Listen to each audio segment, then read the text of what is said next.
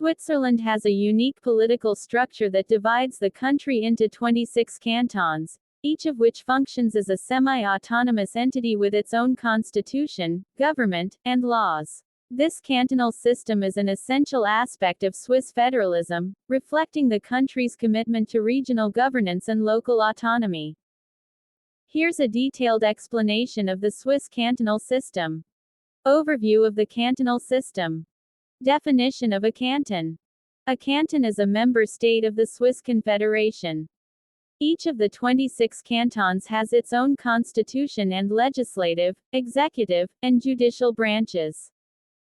Historical context. The origins of the cantonal system trace back to the formation of the Swiss Confederation in the late Middle Ages, typically associated with treaties and alliances among various regions. The modern federal constitution was adopted in 1848 to create a more unified state while respecting regional autonomy. Structure of the cantons. Number of cantons. There are 26 cantons in Switzerland, which include 20 full cantons and 6 half cantons. The half cantons, e.g., Appenzell Innerrhoden and Appenzell Ausserrhoden, often function similarly to full cantons in governmental structures. Capital. Each canton has its own capital. For example, Bern is the capital of the federal government, but it is also considered the capital of the canton of Bern. Governance. Each canton has its own government, executive, usually known as the Cantonal Council, and a legislative body that creates laws specific to the canton. The judicial authority operates independently, with local courts responsible for administering justice based on cantonal law. Constitution. Each canton has a constitution that outlines the structure of its government, the rights of its citizens, and the procedures for lawmaking. Responsibilities and powers. Decentralization. Cantons have significant autonomy and responsibilities in areas such as education, healthcare, welfare, transportation, and law enforcement. This decentralized structure ensures that local needs and priorities are addressed effectively. Revenue and taxation. Cantonal governments have the power to levy taxes, which is one of their significant sources of revenue.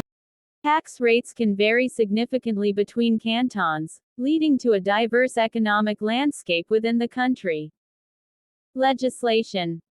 Cantons have the authority to legislate on various matters not explicitly reserved for the federal government, allowing them to tailor laws and regulations to local circumstances. Interaction with the federal government. Federalism. The Swiss federal system is characterized by a power-sharing arrangement between the federal government and the cantons. While the federal government handles national and international affairs, cantons manage local matters. Coordination. Cooperation between the cantonal governments and the federal government is critical. Federal laws often require implementation at the cantonal level, and cantonal authorities are responsible for operating many federal programs. Referendums and voting. Citizens can participate in local governance through direct democracy, with many decisions made through referendums. This participatory model is a hallmark of Swiss democracy, including at the cantonal level. Conclusion. The Swiss cantonal system exemplifies a robust federal structure that protects regional identities while maintaining national cohesion.